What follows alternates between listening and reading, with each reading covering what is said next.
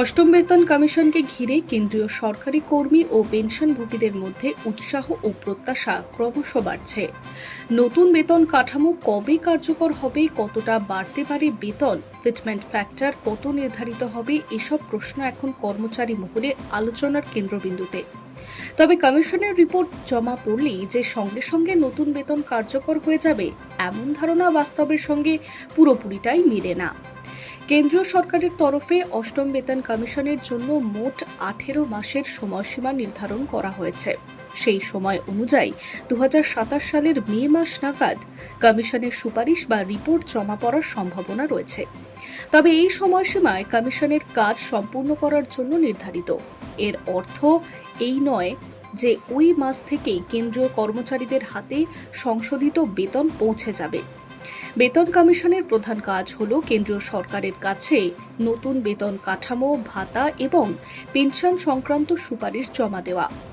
বেতন কমিশন তার পর্যবেক্ষণ ও বিশ্লেষণের ভিত্তিতে একটি পূর্ণাঙ্গ রিপোর্ট তৈরি করে সরকারের কাছে পেশ করে।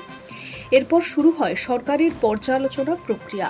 কমিশনের সুপারিশগুলির আর্থিক প্রভাব, প্রশাসনিক বাস্তবতা এবং বাজেট সংক্রান্ত বিষয়গুলি খতিয়ে দেখে কেন্দ্রীয় সরকার চূড়ান্ত সিদ্ধান্ত নেয়। বিশেষজ্ঞদের মতে, অতীতে অভিজ্ঞতা বলছে কমিশনের রিপোর্ট জমা পড়া এবং নতুন বেতন কমিশন কার্যকর হওয়ার মধ্যে সাধারণত কিছুটা সময়ের ব্যবধান থাকে। ফলে 2027 সালের মে মাসে রিপোর্ট জমা পড়লে সেই সময়েই বেতন বৃদ্ধি কার্যকর হবে বলে ধরে নেওয়া ঠিক নয়। সরকারের অনুমোদনের পরেই সংশোধিত বেতন কাঠামো কার্যকর হওয়ার সম্ভাবনা হবে। এই মুহূর্তে সবচেয়ে বেশি আলোচনার বিষয়ে রয়েছে ফিটমেন্ট ফ্যাক্টর, কারণ নতুন বেতন কাঠামোয় কর্মীদের মূল বেতন কতটা বাড়বে তা অনেকাংশ নির্ভর করবে এই ফ্যাক্টরের উপরে। সপ্তম বেতন কমিশনের সময় 2.57 গুণ ফিটমেন্ট ফ্যাক্টর কার্যকর করা হয়েছিল। তার ফলে কেন্দ্রীয় কর্মচারীদের ন্যূনতম বেসিক পে 7,000 টাকা থেকে বেড়ে 18,000 টাকায় পৌঁছেছিল। অষ্টম বেতন কমিশনের ক্ষেত্রেও ফিটমেন্ট ফ্যাক্টর কত হবে তা নিয়ে কর্মচারীদের মধ্যে নানা জল্পনা চলছে।